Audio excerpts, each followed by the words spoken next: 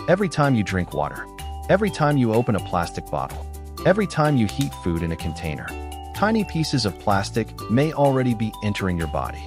Not someday, not in the future. Right now, you don't feel it happen.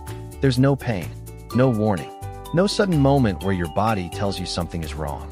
Because the particles are too small, smaller than dust, small enough to float through the air in your bedroom, small enough to land on your food while you eat, small enough to travel through your body without you ever noticing. And the strangest part is this: you probably consume them every single day. Not once in a while. Every day, the water you drink, the clothes you wear, the packaging your food comes in, the cutting board in your kitchen, the inside of your car, the air around traffic, even rain falling from the sky. Plastic doesn't really disappear.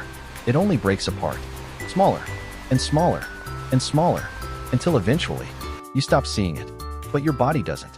Day one, nothing feels different. You wake up normally. You drink from a plastic bottle on your nightstand.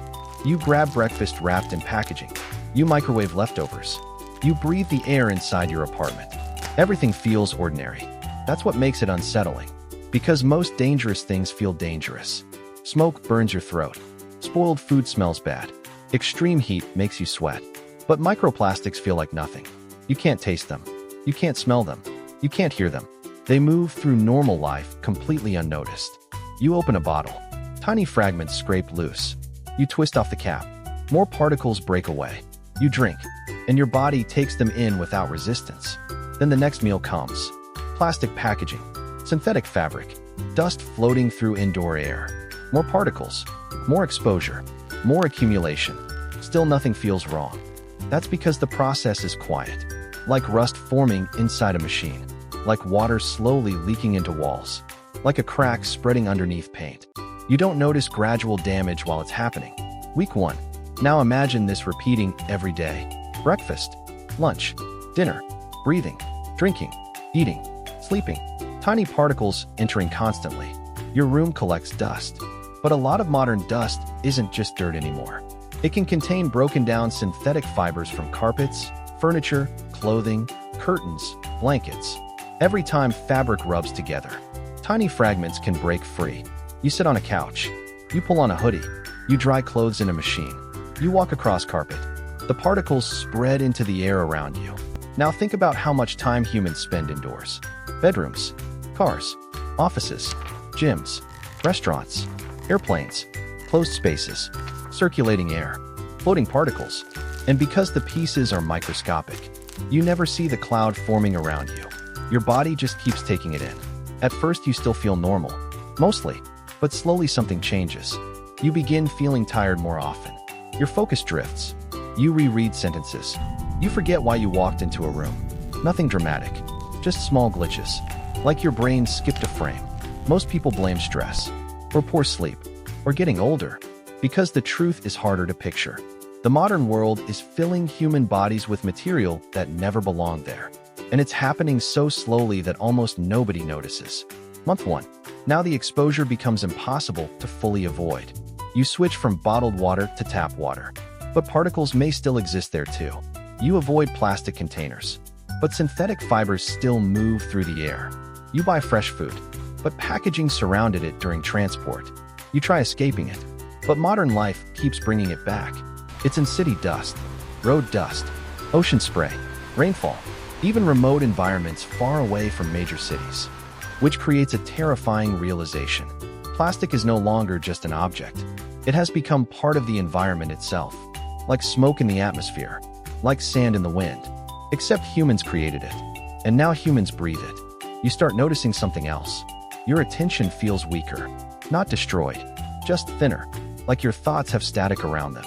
You pick up your phone and forget what you opened. You lose track of conversations. You feel mentally drained after simple tasks.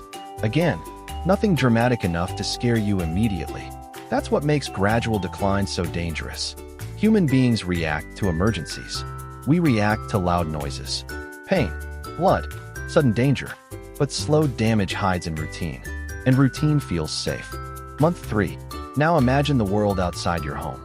Massive landfills baking under the sun. Plastic bottles breaking down for years. Food wrappers tearing apart in heat.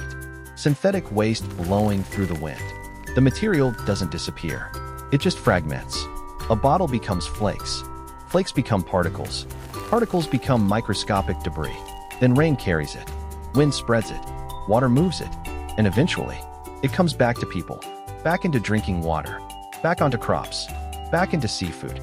Back into indoor air. The cycle keeps feeding itself. Plastic created for convenience slowly becomes impossible to escape. You start imagining what billions of people breathing these particles every day really means. Not one person, not one city. Everyone. Children, adults, newborn babies, elderly people. Entire populations surrounded by microscopic synthetic debris every second. And because it's invisible, most people never think about it. That's the shocking part. If the particles were visible, people would panic. Imagine pouring water and seeing thousands of floating fragments. Imagine sunlight revealing clouds of plastic drifting through your bedroom. Imagine every breath showing tiny particles entering your mouth. The world would look horrifying, but invisibility makes people calm, even when the exposure never stops. Month 6. By now your body has experienced constant contact for months. Your routine never changed, but the exposure never paused either. Every drink, every meal, every inhale, again, again, again. The human mind struggles to understand slow accumulation because humans evolved to fear immediate danger. A predator, a fall, a fire, not invisible particles building up quietly over years. That's why people ignore problems until the effects become impossible to deny, like a ceiling slowly collapsing from hidden water damage. By the time you notice the crack, the structure has already weakened. You begin noticing how dependent modern life is on plastic. Your keyboard, your phone, your shoes, your food packaging, your car interior, your appliances, your water bottles, your grocery bags, your furniture. Plastic surrounds almost every object you touch, and every object eventually wears down. Heat, sunlight, pressure, friction, time, everything slowly breaks apart, including the things sitting inches away from your body every single day. Year 1. Now imagine an entire year of nonstop exposure. Not a detox, not a cleanse, not a temporary event, a constant cycle. Your environment keeps producing particles faster than you can avoid them. You start realizing how strange modern existence really is. Human bodies evolved for forests, rain, fresh rivers, natural air. Now people live surrounded by synthetic material every hour of the day. Artificial fabrics, artificial packaging, artificial surfaces, artificial particles drifting through the atmosphere. The environment changed faster than the human body ever expected. And there's another unsettling detail. Microplastics don't stay in one place. They travel through air currents, through rivers, through oceans, through storms. Some studies have even found them in remote mountains and isolated regions far from heavy industry, which means there are fewer untouched places left than most people imagine. The particles keep moving, like modern pollution becoming part of Earth's weather system. Year 2. Now your mind starts connecting the bigger picture. Plastic production keeps increasing. More packaging, more disposable products, more synthetic clothing, more waste, which means more breakdown, more fragments, more microscopic particles entering the environment. The process compounds, like a snowball rolling downhill. Except the snowball is invisible. You realize future generations may grow up surrounded by even more exposure than people today. Children breathing indoor dust from birth. Kids drinking from plastic containers at school. Tiny particles becoming normal before they're even old enough to understand what plastic is. And because it happens gradually, the world adapts psychologically. Humans normalize almost anything if it becomes common enough. Constant noise, artificial light, sleep deprivation, polluted air, digital overload. People stop questioning things once they become routine, even when the routine slowly damages them. Year 5. At this point, the idea becomes disturbing. Plastic was originally designed to make life easier. Cheap, flexible, convenient, disposable. Now pieces of it may exist nearly everywhere humans go. In oceans, in rain, in food, in homes, in the atmosphere, and possibly inside nearly every person alive. That realization changes how you see ordinary objects. A water bottle no longer looks temporary. It looks immortal. A food wrapper no longer feels disposable, because disposal never truly happens. The material survives. It just changes form. Large pieces become smaller pieces, then smaller, then microscopic, until eventually it becomes invisible contamination woven into everyday life. You start looking around differently. The plastic fork, the delivery container, the synthetic carpet, the dashboard of a car warming in sunlight. Everything's slowly aging. Everything's slowly shedding particles.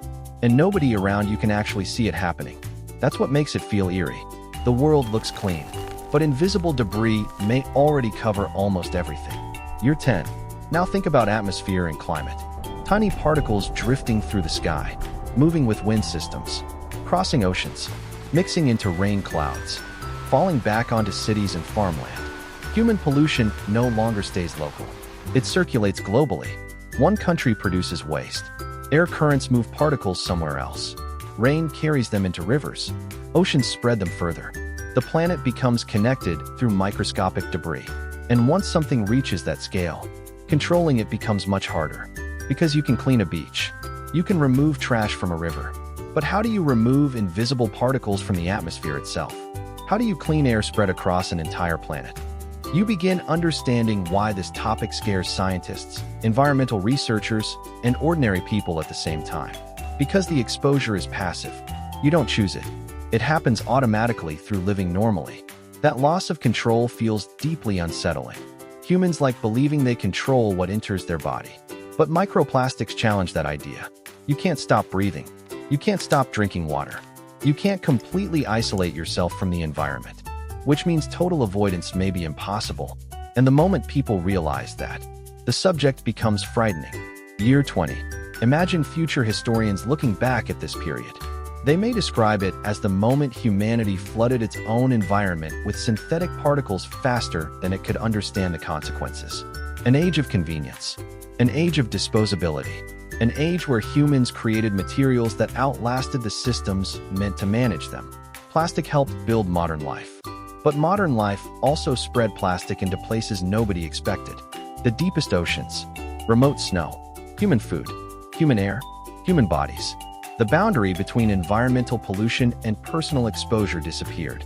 And now the line between outside contamination and inside contamination feels blurry. Because the outside world eventually enters you. Every breath proves it. Every sip proves it. Every meal proves it. Then comes the realization that shocks people the most.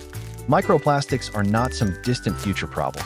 They are already here, already circulating, already spreading, already settling into daily life.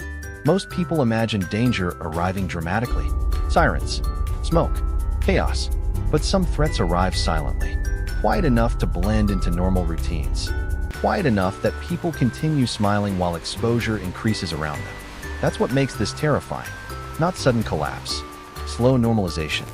One generation grows up around plastic. The next generation grows up surrounded by even more. And eventually the strange becomes ordinary. You stop questioning the bottled water, the synthetic dust, the floating particles, because they've always been there. Until one day someone asks a simple question. How much plastic is already inside you? And nobody can answer with complete certainty. That silence feels heavy. Because humans were never supposed to become part of plastic's life cycle. But now the cycle includes us. The bottle becomes particles. The particles enter the air. The air enters your lungs. The particles return to the environment. Again, again, again. An endless loop. And the loop keeps growing. Right now, somewhere outside, plastic is breaking apart under sunlight. Tiny fragments are lifting into the wind, floating over roads, over buildings, over oceans, over homes. Some of those particles may eventually fall into rain. Some may settle onto food. Some may drift through an open window. And some may end up inside another human body before the day is over. Without sound, without warning, without anyone noticing. That's the real horror of microplastics. Not what you can see, what you can't. Because the invisible things are often the hardest to escape. And by the time humanity fully understands the scale of it, the particles may already be everywhere. Inside the oceans, inside the clouds, inside the food chain, inside homes, inside people. A modern material slowly becoming part of the planet itself. And every breath keeps the cycle going. If this changed the way you see the world around you, subscribe to Dr. Sam Anatomy for more shocking health truths. human body breakdowns, and medical stories your body never warns you about.